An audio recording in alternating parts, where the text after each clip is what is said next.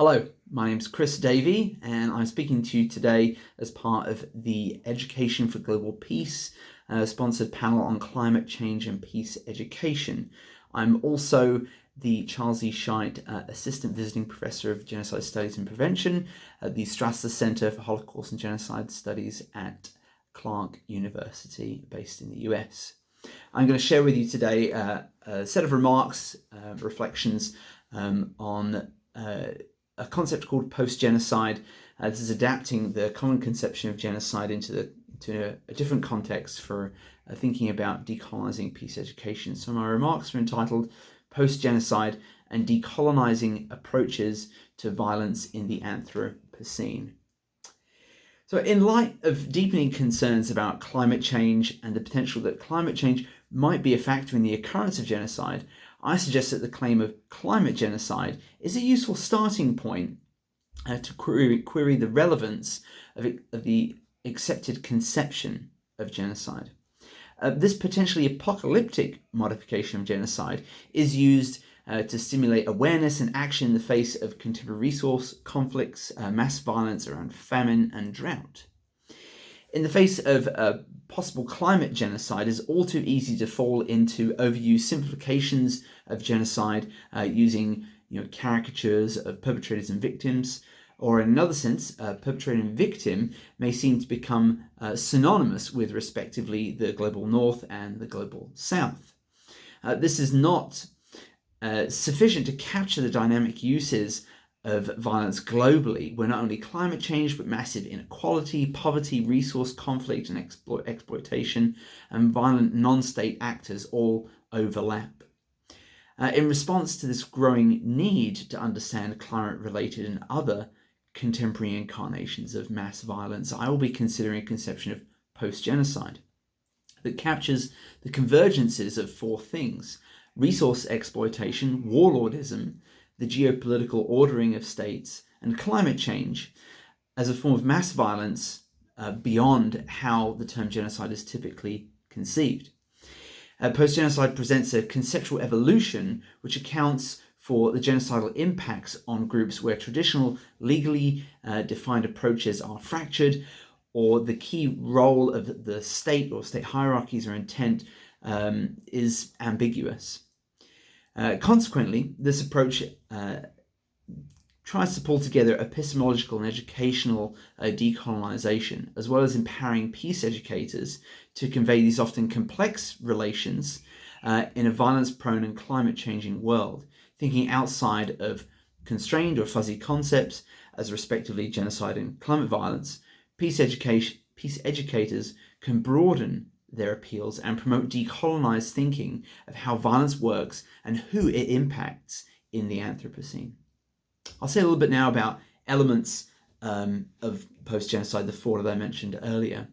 So using genocide as a heritage, the post-genocide is a non-chronological categorization of mass violence processes that helps leverage a qualitative and reflective approach to the problems of assessing mass violence in the Anthropocene.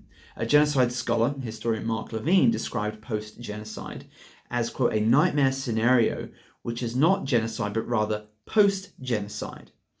Mass killing beyond the state, beyond the specificity, let alone intent of destroying communal group targets, committed by two or possibly many more communal or sub-state players without ideological goals or boundaries and without end, close quote. Post-genocide, or the post-genocide view, takes a midpoint between decrying a crisis-ridden future and just simply ignoring the violent losses already occurring as a result of these elements. It is a convergence of global warming, resource exploitation, scarcity, warlordism, and the geopolitical ordering that offers a more developed framing of mass violence in the contemporary age, bringing insights into identities formed around direct and structural violence. Whereas genocide is typically grounded on states and intent, post-genocide is presented here as contextualized instructional identity forming processes with a world systems view of the present and near future. Whilst climate change is a massive challenge to human flourishing and survival. It is typically considered by most scholars a secondary driver of contemporary mass violence. Looking at climate-related violence, therefore, needs a deeper context, like the one that post-genocide offers. A constructive example of this is in the Chittagong Hills Tract in Bangladesh. I won't describe this in detail, but here we see a post-colonial conflict stretching from the 1970s to the present, where indigenous groups are being subject to a Bengalization of settler colonialism, where massive international debt burdens the country, where ongoing genocidal violence, including mass rape of indigenous groups' women, is also prevalent. There is also here the impact of rising sea levels, which are a result of flooding due to glacier melt, cyclones, landslides, and even drought is experienced in these fertile areas of the Chittagong Hills Tract. These stresses make it harder to mitigate against the conflict, especially with continuing Bengali settlement schemes. The crises in Bangladesh are only worsened by the influx of Rohingya refugees seeking safety in Cox's Bazar and other areas of the CHT, or the Chittagong Hills Tract. The flow of refugees having a possible contagion effect in spreading conflict is something that I address in other literature or in other writings on this topic. What can be seen here what can be easily seen here as state aggression is exacerbated by climate change. Here, though, post-genocide can offer a view on the global interconnections that are present in this case. I'll describe these four elements of resource exploitation, warlordism, and climate change, and the geopolitical ordering of states in a little bit more detail now. The convergences of post-genocide center on these four elements. Warlordism and resource exploitation are more immediate and actor-connected activities or elements. But you can see how, through the study of this, that I've been able to see how resource exploitation is one of the immediate impacts of climate change, and warlordism itself is one of the more immediate impacts of the geopolitical ordering of states. The intersections of all four elements demarcate a space where post-genocide may be detectable. Amid the violence, movement, and growing correlations of these hotspots like Bangladesh, but also in the last few years and recently in Haiti, in Zimbabwe as well over the last few years, the geopolitical ordering of states results from the impact of neoliberal aid, development, international lending, and free markets. This leaves states to compete across three tiers of survival. One, for those who make the rules. Two, for those who are able to compete and survive by the rules. And three, those who fall out of the rules and live in subsequent perceived chaos. The Democratic Republic of Congo is a powerful example of this from over the last 20 years, but then particularly in the East today. Haiti is a further case of this kind of convergence, demonstrating the legacies of violence and the genocidal moments throughout its history, but also as a classic case of a tier 3 state in the geopolitical ordering of states. Warlordism offers a window to the entrepreneurial aspects of violence making, creating livelihoods through chaos, showing the collision of mobilized identities, agencies, and ideologies. The exploitation of resources serves as a direct connection to the political economy of tier 3 states. Examples of this are seen in aggressive energy extraction practices in Alberta, Canada, destroying the traditional land of First Nations peoples, or the destabilizing logging and palm oil plantations in West Papua. I'll say something here about post-genocide identities, which is a really crucial element of what we can see emerging out of this type of analysis. The destruction of identities, along with their symbolic and physical expressions, is the core of genocide. The fatal disruption of social figurations of a group results in permanent fracturing and also violently constructing new ones. Agency and action for all types of actors involved in genocide is performative on many levels. Yet actors are often neatly divided and categorized as victims and perpetrators in much of the literature. The subaltern perspective of many actors engaged in the perpetration of mass violence is demonstrative of this relational kind of identity. In this scenario, the other is identified based on a perceived threat or vulnerability of the would-be perpetrator group, which can only worsen in violence-prone environments such as perceived enemy identity is connected with a territory or refugee camps or in front lines or frontiers. The fluidity and performativity of identities is reflected in experiences of multiple cases of genocide as a subaltern relation between actors. A group sensing their own victimization and construction of such a narrative identity does so in relation to the threatening other. This can be seen in Rwanda's 1990 Hutu power movement, as well as in English soldiers who colonized in the Americas in the 1630s as veterans of colonization in Ireland, coming across the ocean to repeat the process and to reinterpret those same perceptions of the Irish onto indigenous groups in North America. Particularly here, the violence against the Pequot and neighboring peoples who resisted the colonial logic of resource accumulation and exploitation. This violence implicated the Narragansett people participating in the above mentioned violence or earlier mentioned violence, as well as being future targets of settler colonists. In the post-genocide framework, actors are seen as fluid and layered between victim and perpetrator experiences. Post-genocide is therefore closely intertwined with performing identities and changing power relations. I'll say something here now on resource wars and wars of survival. The narrative of resource wars conjures a sort of hyper-identity conflict based on an existential crisis. Yet it is possible that identities in the future so-called climate wars that many predict can gain a higher currency in an excess of survival and resource ownership. Easy parallels can be drawn between what I mentioned earlier, some of these colonial conflicts where European actors, seeing themselves as cornered in foreign frontiers, respond with overwhelming violence. This is done for both perceived survival and the viability of the colonial enterprise. We see examples of this across sort of Victorian era East Africa, and then in sort of post-independence Africa and Kenya in the Mau Mau conflict.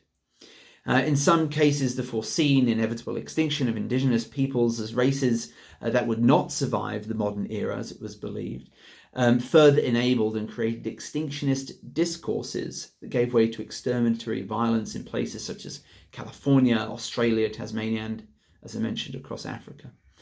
Although removed by the past, these set a threshold for perceptual development and survival in new frontiers, such as future competition over resources. In past colonial conflicts, identity was leveraged or weaponized against indigenous groups as resisting the tide of progress. The other was not fit for the future, either as a result of the capacity of the emerging new order, or the other's ontological sort of contradiction to the future. It is reasonable to assume that the recurrence of these dynamics would happen in future conflict settings. The case of the Sudan and its long history of civil war, particularly in the Nuba Mountains, and then as it continued in Darfur, demonstrates the lasting power relations tying together colonial racial categories throughout nationalism, arming proxy fighters, and resource exploitation. Labeling genocidal processes against the perceived non-Arab frontier peoples as a drought war or a racially polarized tribal conflict is equally misleading. The dire nature of such circumstances only further radicalizes the claims of those who belongs politically and who deserves resources and therefore ultimate survival. Post-genocide scenarios demonstrate the extremis of identity in contemporary violent conflict. I'll say something briefly now about mobilizations of identity. Actor typologies can expand to include a variety of traditional and non-traditional actors as party to ongoing climate violence. Identity beyond victims and perpetrators is not just deconstructive, but a recognition of the fluidities of identity. Institutions acting as caretakers or operators of the international system, think again about these tiers within the global ordering of states. They underpin this sort of system of states and stand out as possible perpetrating organizations, such as the IMF or the World Bank, facilitating the burdening of global South states with massive debt. The perception and portrayal of migrants, armed actors, both local rebels and private military contractors, political actors, civilians, and other categories can be passed out of any case. Identity categories within post-genocide are inherently broad and far-reaching. Performativity in post-genocide is then particularly destructive and imbued with potential or exponential potential. Although distinct intent may not necessarily be present or clearly discernible, post-genocide demarcates a disruption of social figurations that is detrimental. Performative perpetration is bound up in multiple spaces captured by the elements of post-genocide: global consumerism, international financial institutions, routes of resource trafficking, or even human trafficking as well, empowering of violent non-state actors. Identities in post-genocide can then serve as lenses to these dynamics, whereas traditional tools in the study of genocide, such as intent or state hierarchies, in these cases are far more diffuse on such a broader scale. The ascription, subscription, and leveraging and mobilization of identity can be traced as golden threads through global violence in the Anthropocene. Now, just a couple of final notes now on decolonizing peace education as it relates to post-genocide. This idea of post-genocide brings to the forefront the study of climate violence within global systems and its related actors and their agencies. It offers a decolonized lens on such conflicts, seeing the targeting of indigenous peoples in the past, as well as the violence of settler colonial past as they often spill into the present and the future. Thus challenging not only the traditional legal scholarly conceptions of genocide in the Anthropocene, but also calling for the inclusion of mass violence that impacts and erodes social groups. The latter often and sometimes purposefully obscured from view when a genocide typically means intended destruction in a manner reminiscent of the Holocaust or of Rwanda in 1994, in the targeting of national, ethnic, religious, or racial groups. Educators looking to work in a consciously interdisciplinary way, using future-proofed concepts, can utilize post-genocide analyses, seeing the overlaps between climate violence, geopolitical ordering, resource exploitation, and warlordism. In doing so, the mobilizations of identity can be deciphered, open conflicts out beyond their alleged binaries and sound bites, somewhat ambitiously, can be broken. The broken down elements of post-genocide offer peace builders clarity on the ongoing recipients and participants of their work. Repositioned within post-genocide are the actors and agencies within these overlaps, pulling out of messy conflicts understandings of participation in mass violence and genocide and a sensibility of how prevention might work in the long term through education that breaks down historical caricatures or so-called tribal conflicts.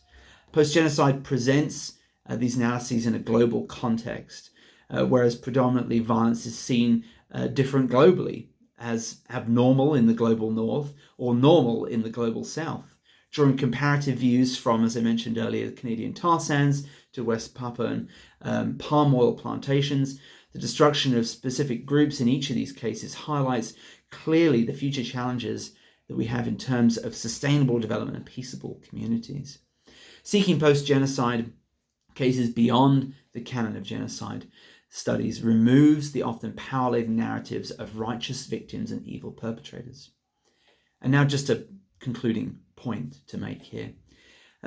Future analysis of post-genocide should seek to examine emerging and historic cases, as well as map out the pattern and processes of identity formation within is identified 4 elements.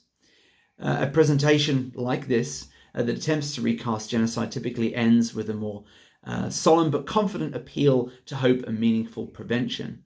A hope in reducing genocide and generating a more robust response to atrocity through things like responsibility to protect. Yet this message of hope, intentionally or unintentionally, reinforces or defends the use of Western liberal and neoliberal institutions. However, in the case of post-genocide, this would be disingenuous at best. This is because it is the same collection of liberal institutions and orientations that perpetrate geopolitical ordering, resource exploitation, climate change warlordism, or at least its variances of beneficiaries and sponsoring connections. Perhaps what is more appropriate at this juncture, as I conclude, is an appeal to the sense or see identities, their politics and conflicts, as an avenue to understand emergent patterns of post-genocide in the contemporary age. As we reach the height of the Anthropocene, adaptation should be the order of the day. Before us now, more than ever, is an opportunity to adapt existing typologies of violence in our peace education, already embedded in a world system seemingly bent on self-destruction. Remaking our conceptual approaches is a fitting accompaniment to marking our impact on the planet and humanity. Thank you.